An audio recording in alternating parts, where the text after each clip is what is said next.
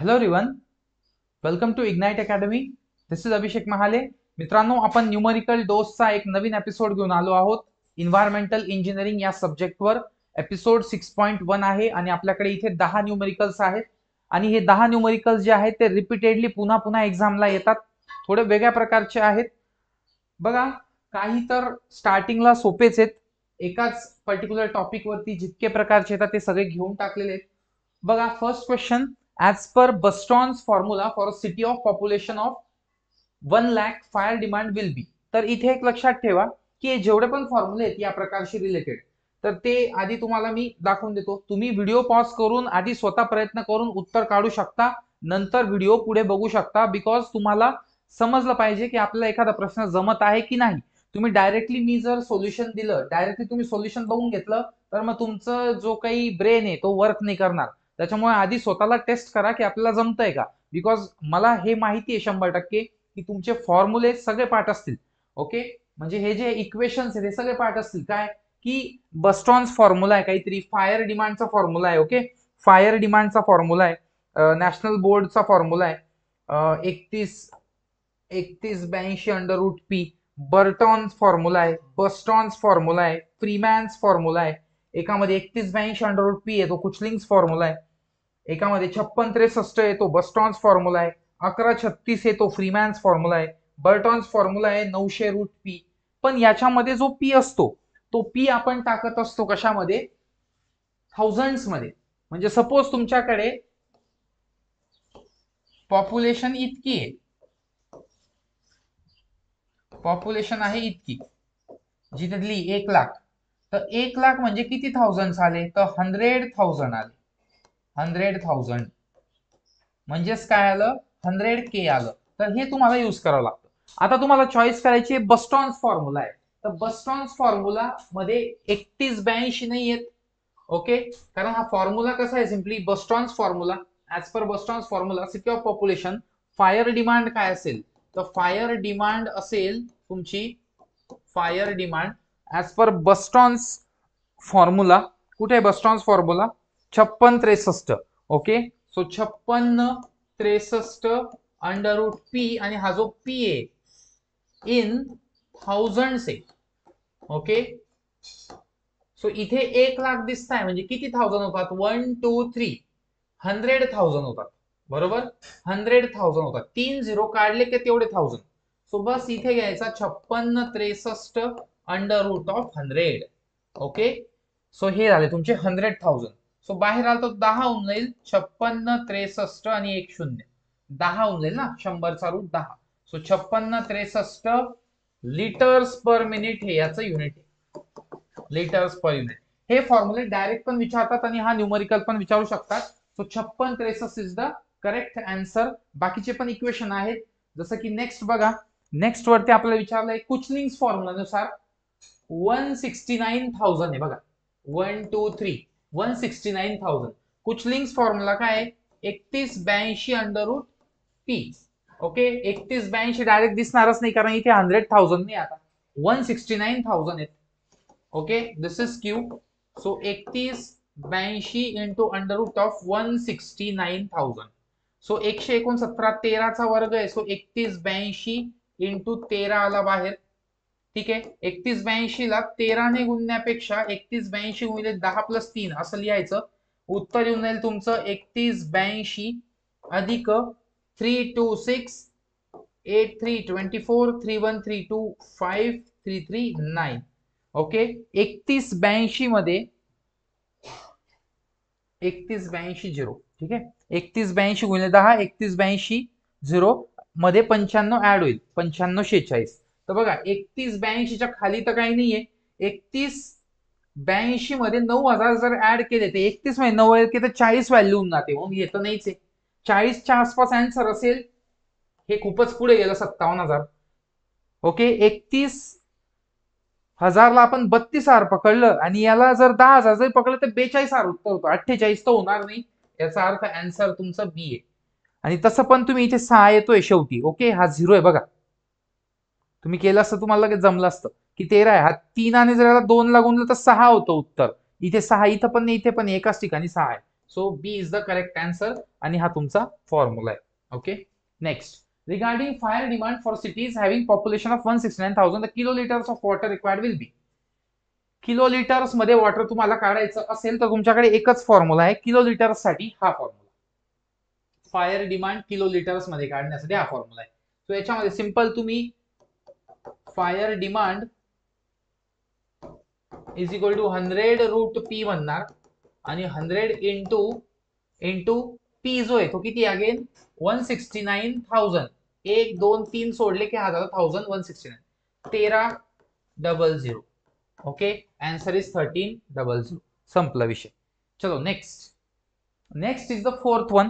आता हा chlorine डिमांडचा question आहे आणि हा प्रश्न फक्त नांदेड झेडपीला आलेला नसून हा इंजिनिअरिंग सर्व्हिसेस एक्झामला आलेला आहे.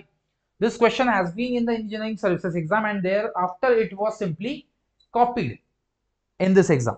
Okay, म्हणून the original source is the engineering services exam. So बघा की काय असतं या क्वेश्चनला. क्लोरीन डिमांड हा क्वेश्चन आहे, याच्यामध्ये कुठल्याही प्रकारचा फॉर्म्युला ओरिएंटेड विचार करायचा नाही. दिस इज प्युअरली क्लरिकल वर्क. कसं ते समजून घ्या. हा प्युअरली एक क्लरिकल क्वेश्चन आहे, कसा ते समजून घ्या. Chlorine demand of water sample was found to be. एक वॉटर सॅम्पल आहे आणि हा वॉटर सॅम्पल डिमांड करतोय क्लोरीनची डिमांड याची.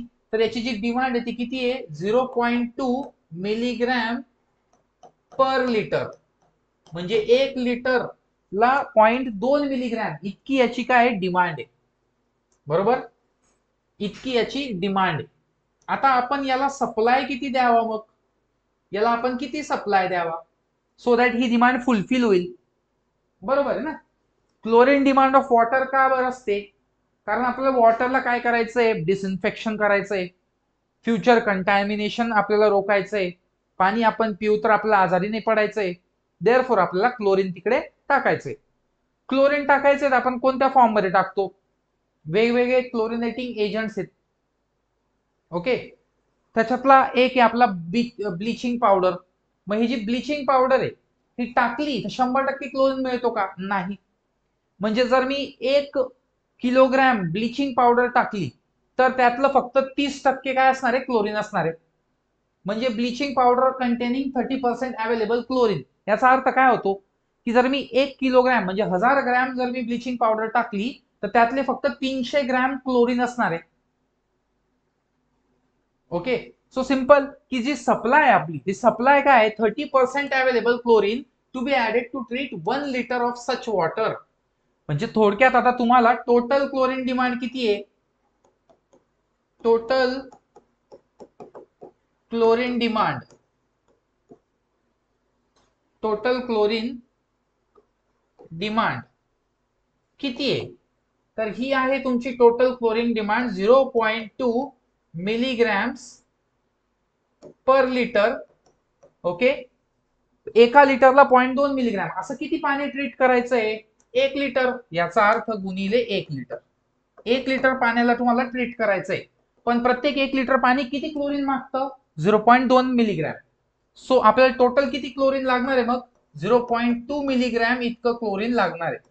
हे क्लोरीन कुठून येईल, हे क्लोरीन ब्लिचिंग पावडर मधून येईल.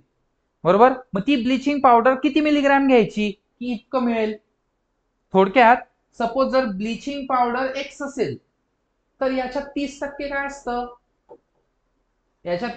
असतं, क्लोरीन असतं ना. बरोबर, 30% ऑफ ब्लिचिंग पावडर म्हणजे एक्स इज द क्लोरीन आणि रिक्वायर्ड जेवढं आहे तेवढंच आपल्याला टाकायचंय. याचा अर्थ 30% जर घेतला तर तो 30% इतका आला पाहिजे. म्हणजे क्लोरीन रिक्वायर्ड किती आपल्याला 0.2 mg म्हणजे milligram. 0.3 into this is nothing but the grams of bleaching powder किंवा मिलीग्रॅम्स. हा जो 0.3 हा तो फ्रॅक्शन आहे. सो हा तुमचा मिलीग्रॅम्स मध्ये आला. It is 0.2 by 0.3, it is 0.667. So the clear answer is 0.67 milligram. हे इतकं सोपं आहे.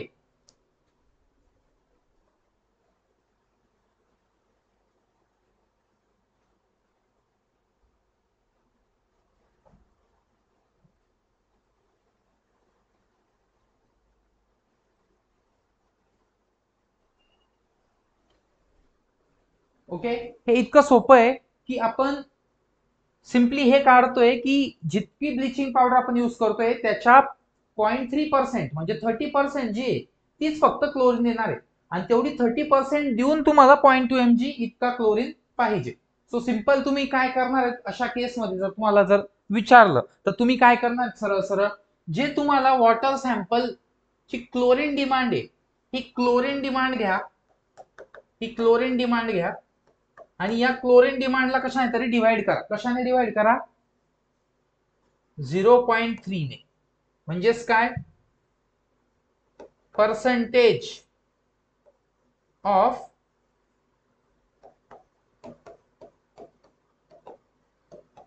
ब्लिचिंग पावडर,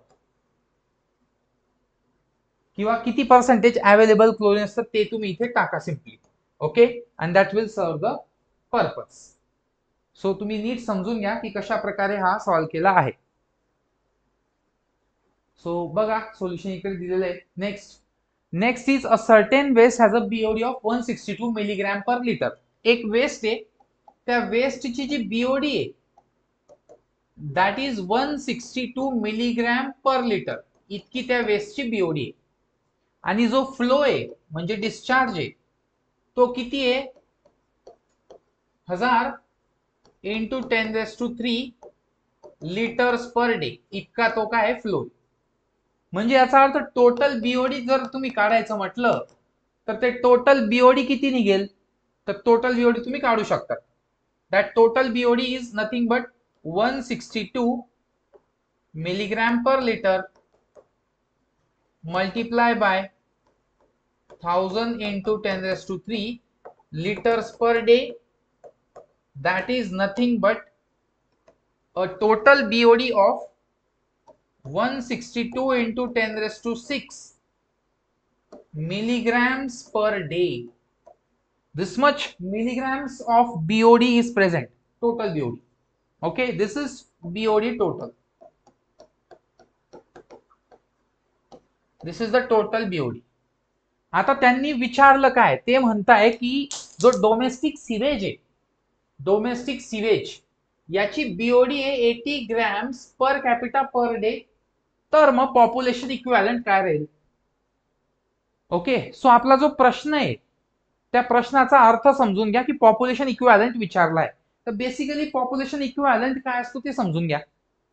कुठल्याही ठिकाणी एक इंडस्ट्रियल वेस्ट असतं आणि एक डोमेस्टिक वेस्ट असतं. तर डोमेस्टिक वेस्टच्या तुलनेत इंडस्ट्रियल वेस्ट हे हार्मफुल आहे किंवा हानिकारक आहे. सो एक वेस्ट आपण दुसऱ्या वेस्टच्या कंपॅरिझन मध्ये मोजतो. थोडक्यात आपण काय करतो? पोल्युटिंग पोटेन्शियल मोजण्याचा प्रयत्न करतो डोमेस्टिक सीवेजच्या कंपॅरिझन मध्ये. सपोज डोमेस्टिक सीवेज जे, किंवा असं समजा की आपण काय करतोय, आपल्याला घरात जेवण तयार करायचंय, लहान मुलं आणि मोठे माणसं यांचा इक्विव्हॅलंट आपल्याला लावायचा आहे. सो एक किती लहान मुलं म्हणजे एक मोठा व्यक्ती इतकं जेवण होतं असं तुम्हाला बघायचंय.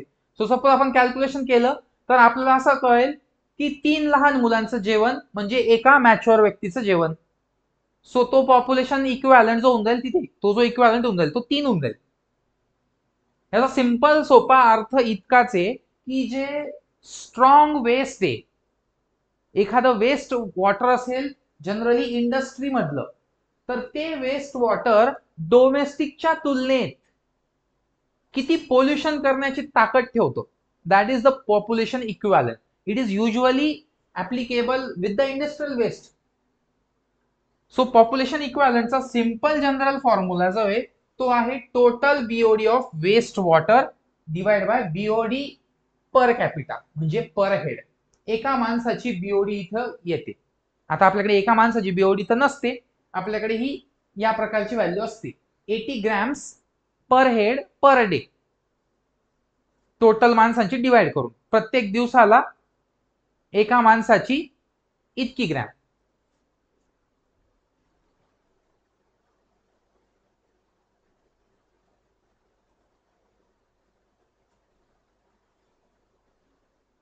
सो बेसिकली आपण हा सिंपल फॉर्म्युला यूज करणार पर कॅपिटा वाला. सो लेट अस स्टार्ट की आपण कसं करू शकतो बघा.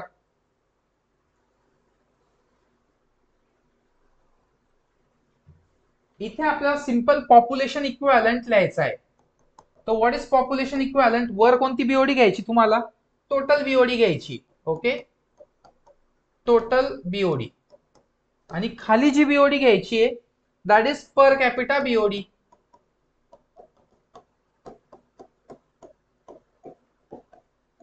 आणि युनिट सेम करून टाकायचे, बाकी वेगळं काही करायचं नाही. टोटल बीओडी कशी भेटेल? 162 मिलीग्रॅम हे एका लिटरला, तर इतका लिटर्स ऑफ फ्लो आहे.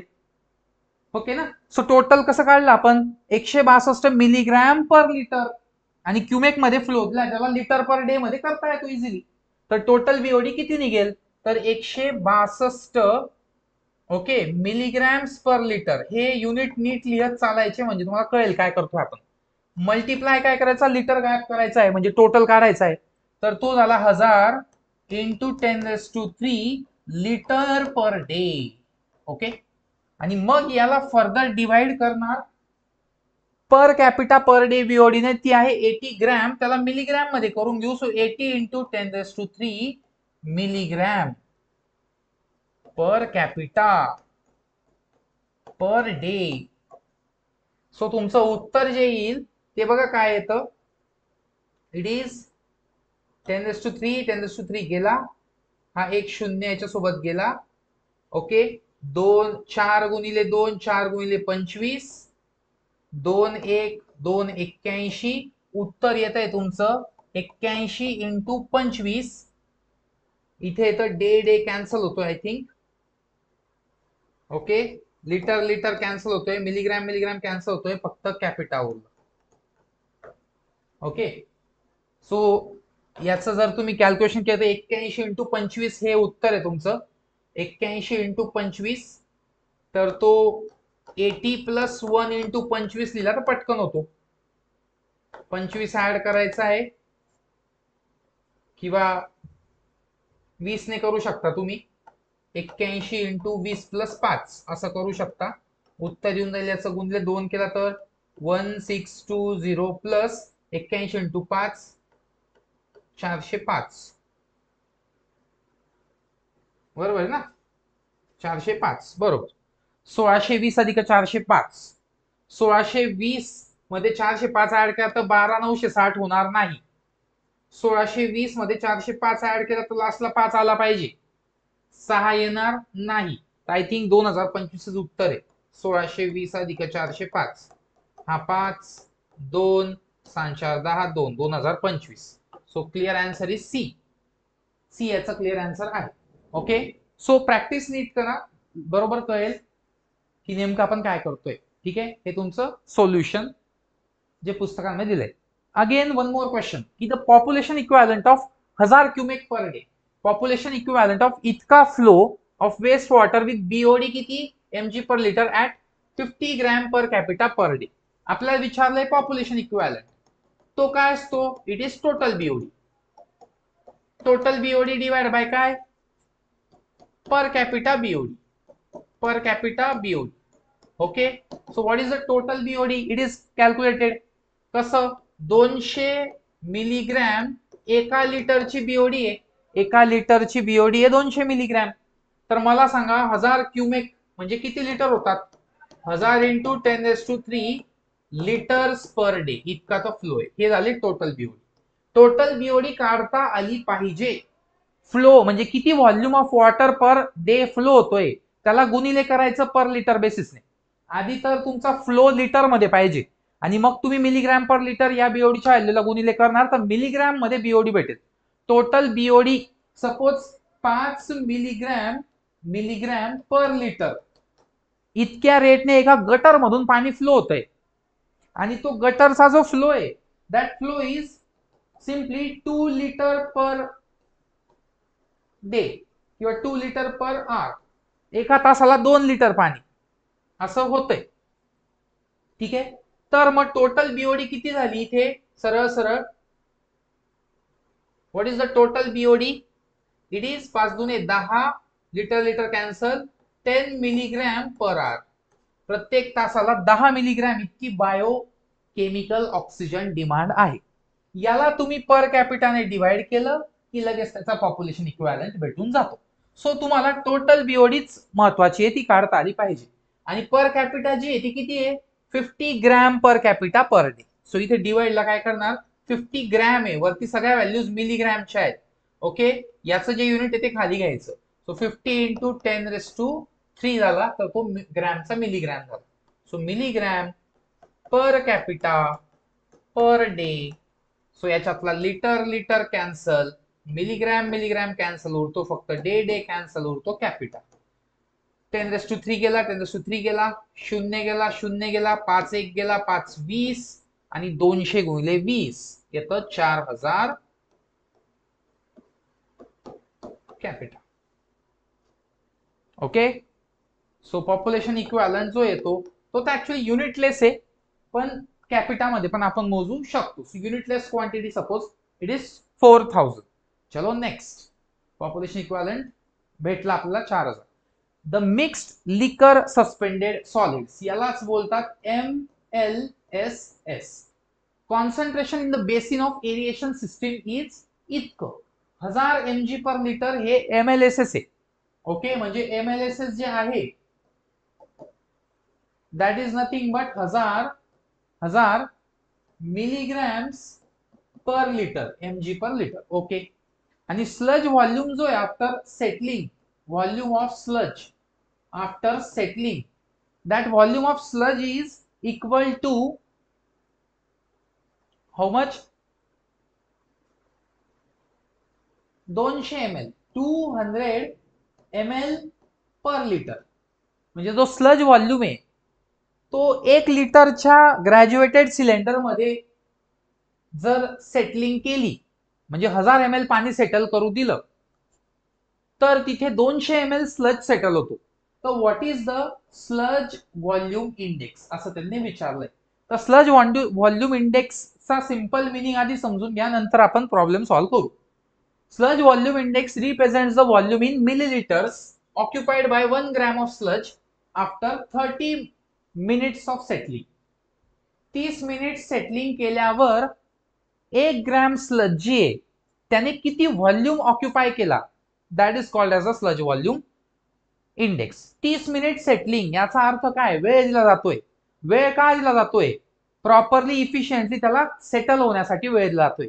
सो जर तो इफिशियंटली सेटल होत असेल आणि कॉम्पॅक्ट होत असेल तर त्याचा स्लज व्हॉल्यूम इंडेक्स हा काय होऊन जाईल, कमी येईल. सो लोअर स्लज व्हॉल्यूम इंडेक्सचा काय अर्थ होतो की ती स्लज कॉम्पॅक्ट होते effectively. So solid liquid separation जे ते सेकंडरी क्लॅरिफिकेशन मध्ये इझिली होईल. पण जे हायर स्लज व्हॉल्यूम इंडेक्स आहे ते पुअर सेटलिंग प्रोसेस शो करतं, आणि त्याच्यात असं कळतं आपल्याला की स्लज व्हॉल्यूम जो आहे किंवा स्लज जे आहे ते बल्की आहे आणि तो एवढ्या इझिली पण सेपरेट होणार नाही. थोडक्यात किती दाग कितने जिद्दी है ही गोष्ट त्याच्यामध्ये समजते आपल्याला. That is very easy. So let us have the formula. तो फॉर्मूला है simply volume of sludge settle divide by MLSS.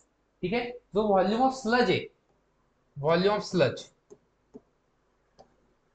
divided by MLSS. This is nothing but the sludge volume index. What is the volume of sludge? It is 200 milliliter per liter divided by MLSS. It is 1000 milligram per liter. So it will get cancelled and we will be left with 2/10, which is 0.2 milliliter per milligram. Usually आपल्याकडे unit असतं मिलीग्रॅम्स per litre. इथे जे unit आहे it is in millilitre per milligram. So millilitres of volume of a milligram of, हे काय म्हणतो आपण त्याला, स्लज. सो याला कन्वर्ट करायचं असतं आपल्याला ऍक्च्युअली कशामध्ये, मिलीलिटर पर ग्रॅम मध्ये.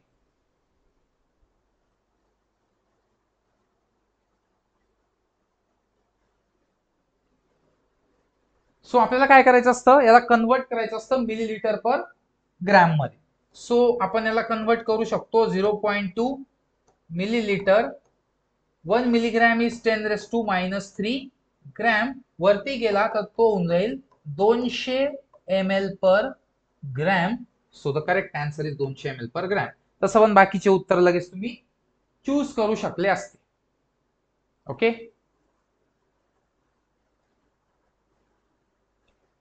नेक्स्ट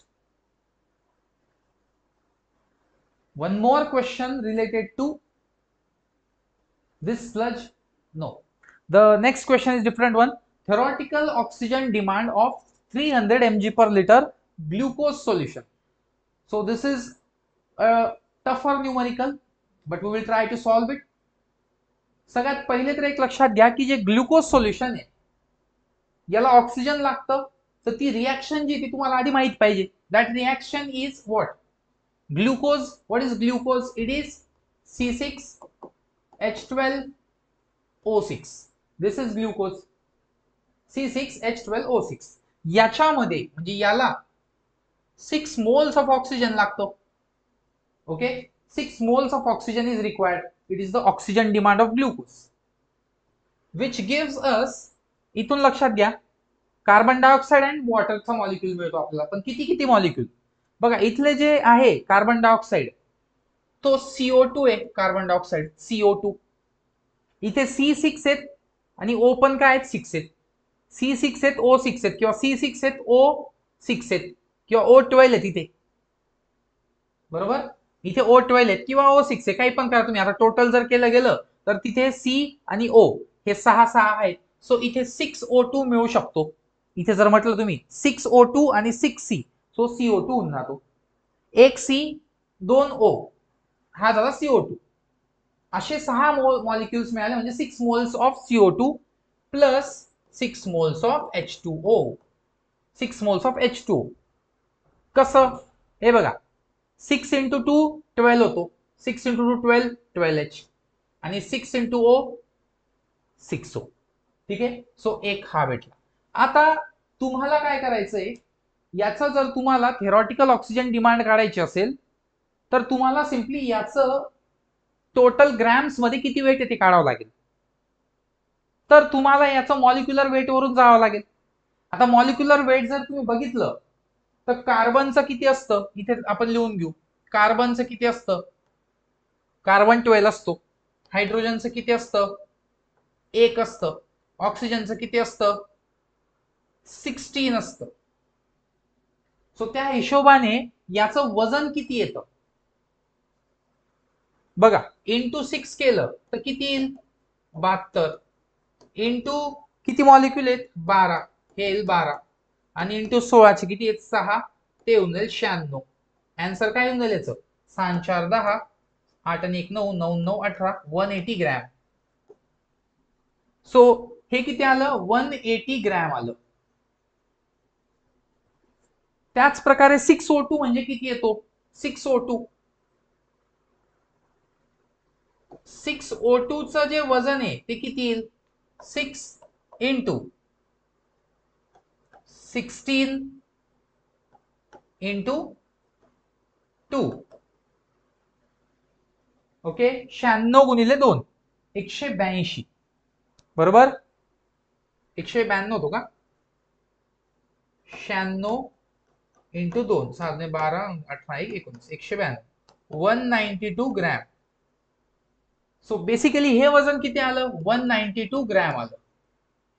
हे पार्ट पाहिजे हा, हे मॉलिक्युलर वेट पार्ट पाहिजे. हे पिरियोडिक टेबल मध्ये असतं, हे पार्ट पाहिजे. So 192 gram 180 gram. आता एक तर कळलं तुम्हाला की 192 ग्रॅम ऑक्सिजन डिमांड ही कसली आहे? For 180 gram of glucose. बरोबर, 192 ग्रॅम ऑक्सिजन लागतो 180 ग्रॅम ग्लुकोजला.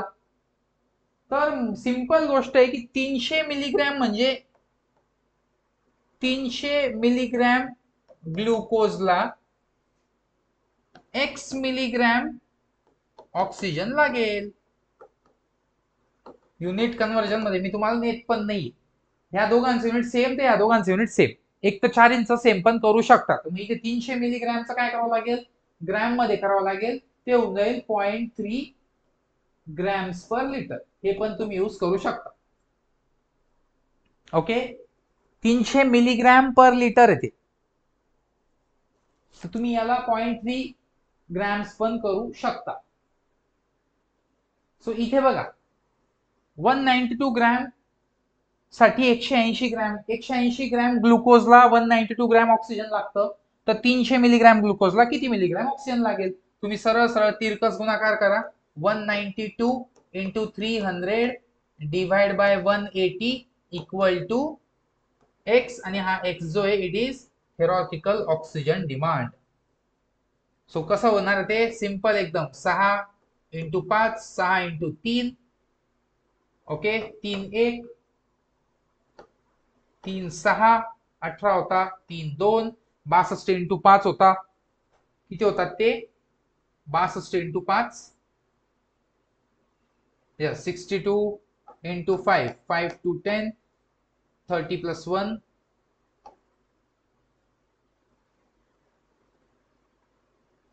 310, 310 तर नाही येत, काहीतरी प्रॉब्लेम झाला इथे. 192 आणि 180 बरोबर आहे का हे, 192 इंटू 300 अपॉन 180.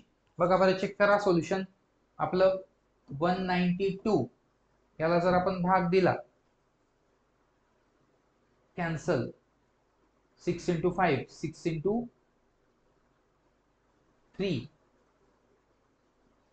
यस 3, 3 1 3 इंटू 3 6 18, 1 3 4 12, 64 येईल. ओके, 64 हा भाग चुकला. So the answer comes out to be 64 into 5, which will be 320. So the final answer is 320.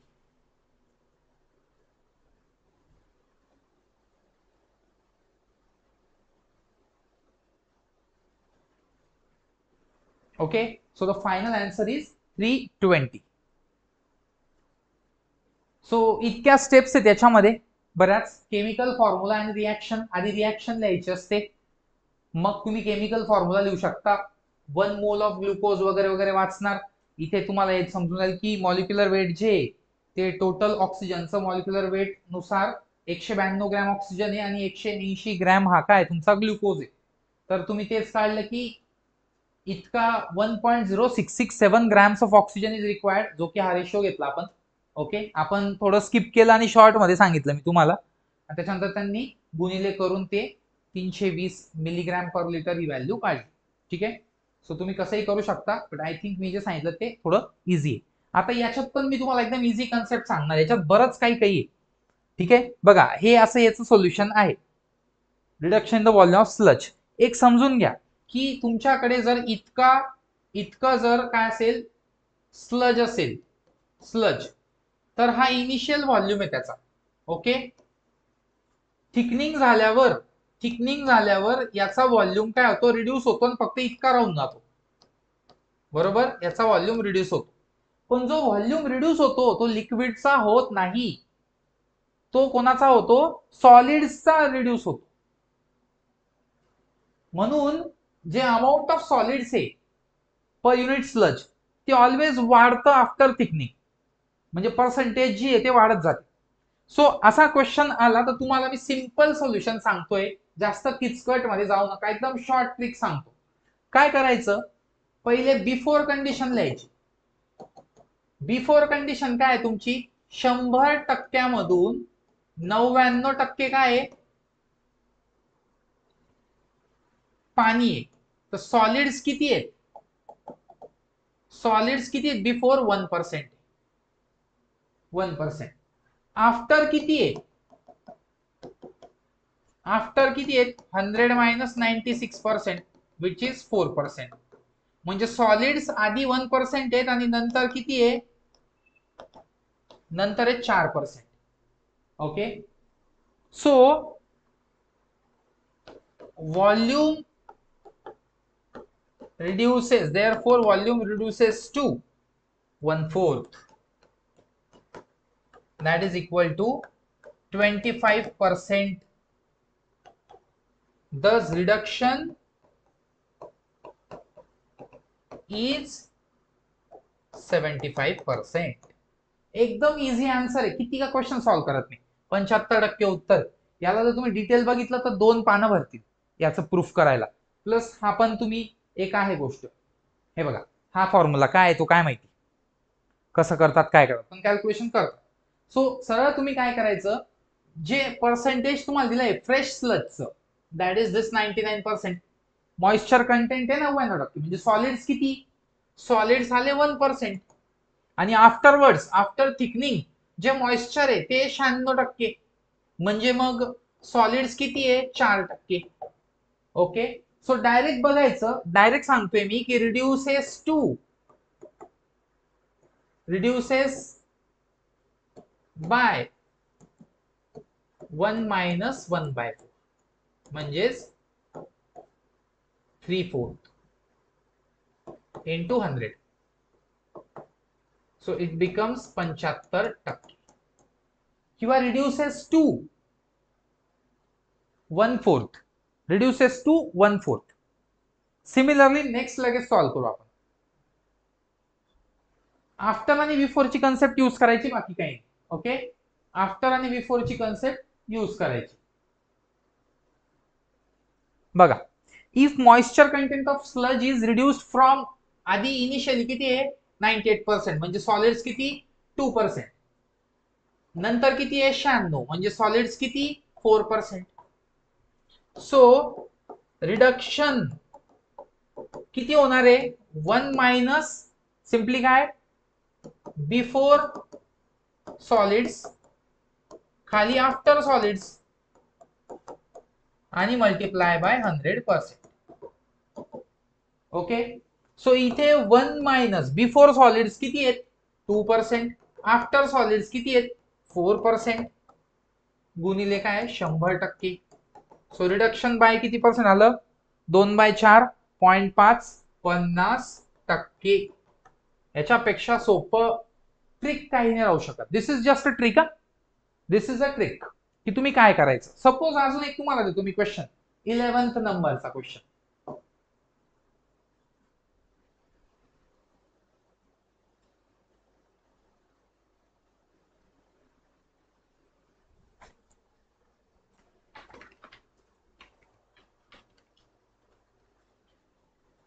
Eleventh नंबरचा क्वेश्चन तुम्हाला देतो मी. ओके, हे तर आपण सॉल्व्ह केलंच, पण 11th नंबर अजून एक एक्स्ट्रा क्वेश्चन देतो की जे तुमचं स्लज व्हॉल्यूम आहे, फ्रेश स्लज लिक्विड, ते आहे सपोज 97%, आणि आफ्टर थिकनिंग लिक्विड ते आहे सपोज 92%. तर पर्सेंटेज रिडक्शन काढणार, किती पर्सेंटेज रिडक्शन झालं तर ते काढणार. तर कसं काढणार, तर याच्यावरून पहिले काय करायचं सॉलिड्स काढायचे. किती टक्के सॉलिड्स आहेत 3%, आणि याच्यात किती सॉलिड्स आहेत 8%. ओके, ही झाली थिकनिंग. सॉलिड्सचं प्रमाण वाढलं 3 वरून 8 वर गेलं असं तुम्ही म्हणू शकता.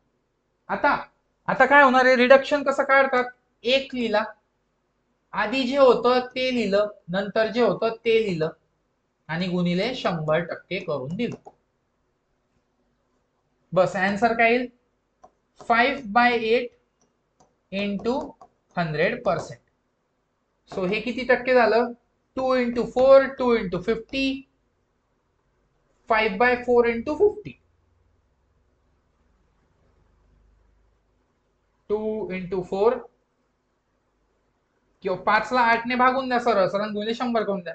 800.86 are 48 2.0 8 2s are 16 4.085 are 40. So the answer is 62.5%. Answer is 62.5%. ठीक आहे, अशा पद्धतीने तुम्ही इझिली सॉल्व्ह करू शकता. सो हे सगळे क्वेश्चन्स इम्पॉर्टंट आहेत, प्रॉपरली रिवाइज करा, त्याशिवाय तुम्हाला हे जमणार नाहीत. Okay, so that's it for today. Thank you very much.